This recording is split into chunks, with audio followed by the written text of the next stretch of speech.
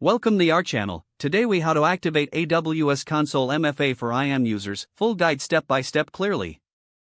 To activate multi-factor authentication for IAM users in AWS, start by logging into your AWS Management Console.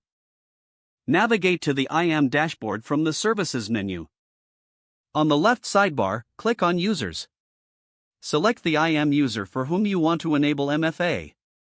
In the User Details page, look for the Security Credentials tab. Scroll down to find the Multi-Factor Authentication (MFA) section. Click the Manage button next to it. A new window will prompt you to select a type of MFA device. You can choose a virtual MFA device, a U2F security key, or a hardware MFA device. For most users, selecting Virtual MFA device, click Continue after making your selection. Follow the instructions to install a virtual MFA application on your mobile device. Popular options include Google Authenticator and Authy. Open your virtual MFA application. You will now have to scan a QR code provided on your screen. Point your app's scanning feature at the QR code and wait for it to recognize it. Once scanned, your app will generate a two-dimensional code.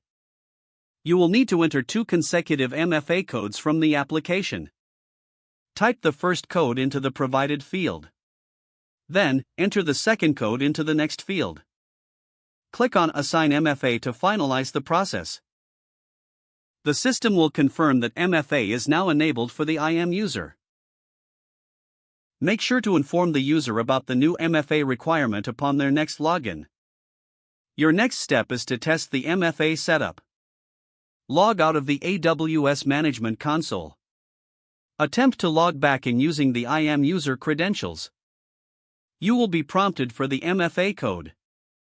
Open the virtual MFA app and enter the code displayed.